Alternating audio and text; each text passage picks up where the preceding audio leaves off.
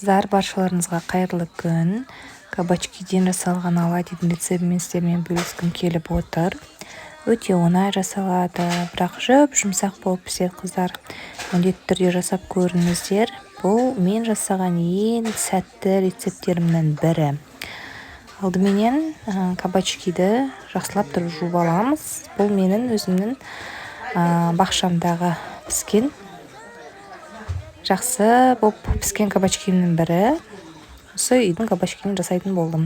Мен жартысынан жасайтын болдым. Жартысын кесіп алып, тазалайсыздар, ішін сыртын міндетті түрде. Кейін жаңағы өткізгішті алып, жіңішкесін алғандарыңыз дұрыс болады. Соны менен осы жаңағы кабачкимізді өткізіп аламыз. Енді мен өзіме қай тілде ыңғайлы сол тілде сөйлеймін. Сондықтан да айтылған кейбір сөздеріме яғни мән бермеңіздер. Осылайна өткізіп аласыздар. Егер үйде комбайн болса, немесе термомикс болса, осылайнан бірден тез езіп алуға болады. Енді менде ондай нәрсе жоқ. Сол себепті мен осылай кәдімгідей үйдің қарапайым өткізгіші арқылы осылай өткізетін боламын. Барлығын жақсылап тұрып, осылайна өткізіп аласыздар.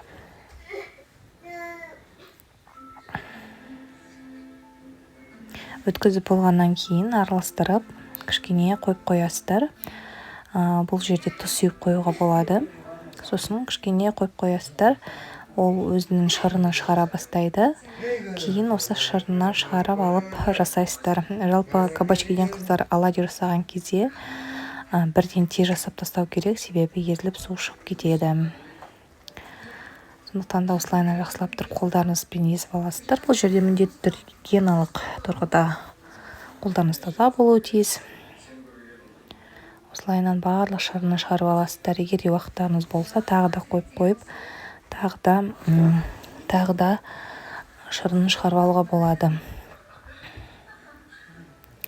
Кейін дайын болған жаңағы кабачкиіміздің үстіне жұмыртқа жарамыз. Мен 2 жұмыртқа жардым. Яғни жарты кабачкиге 2 жұмыртқа жардым.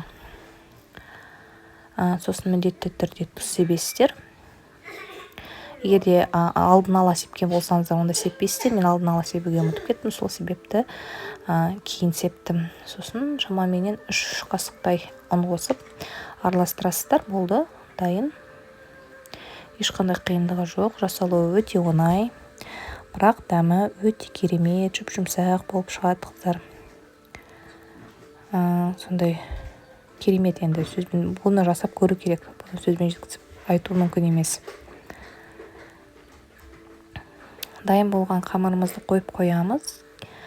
Таба аламыз. Табаның үстіне сұйық май құямыз. Егер де антипригарная болса, онда құймауға да болады. Менікі қарапайым болғандықтан мен құям. Енді осылайнан табаға кішкентай бір ас қасықтай етіп салып, екі жағын до золотистой корочки деп айтып жатады ғой, сөйтіп пісіріп аламыз.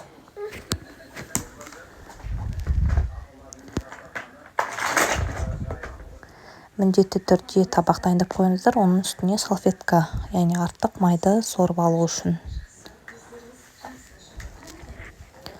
Осылай бір ас қасықпенен мөлшерінде іші жұмсақ болып піседі, тез піседі өте.